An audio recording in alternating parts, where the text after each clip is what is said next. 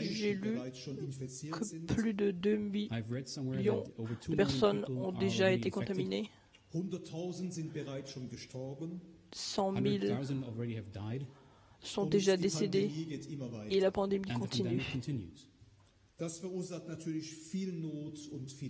Évidemment, il en résulte beaucoup de souffrance, beaucoup de tribulations. Il va de la santé, de la vie,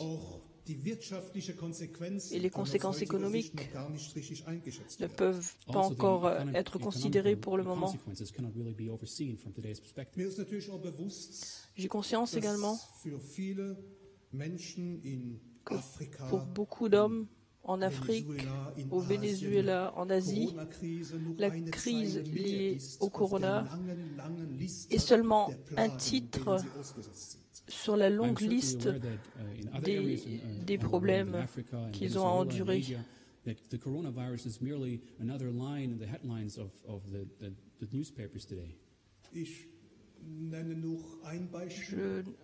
ne veux citer qu'un exemple.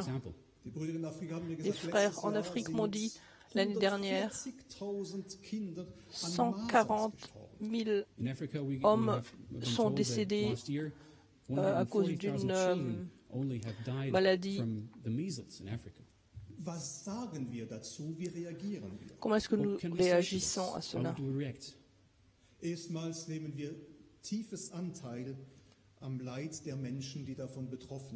D'abord, cela nous attriste dans un premier temps et nous avons pitié.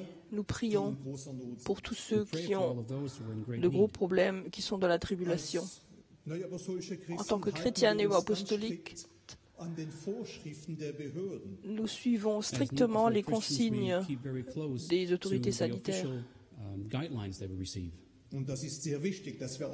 Et c'est très important que nous soyons un exemple de ce côté-là. Il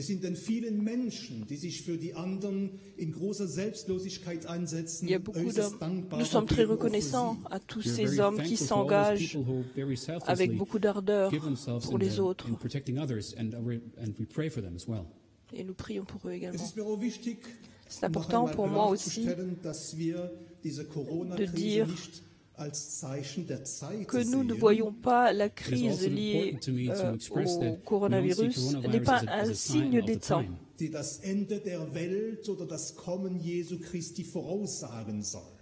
Qui prédit la fin des temps et le retour de Jésus. La Bible ne parle pas du coronavirus. Notre foi en le retour proche de Jésus ne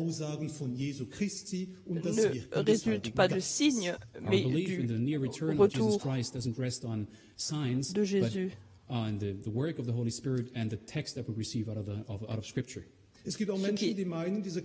Il y a des gens qui pensent que la crise liée au coronavirus est une punition.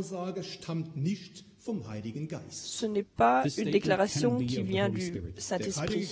Le Saint-Esprit parle de Dieu comme un Dieu d'amour et pas comme un Dieu punisseur. Encore une fois, dans la Bible, nous ne lisons rien sur la crise liée au coronavirus, mais la Bible et le Saint-Esprit nous disent comment est-ce que nous devons nous comporter dans de telles situations. Nous faisons confiance à Dieu et nous restons fidèles dans l'imitation de Jésus.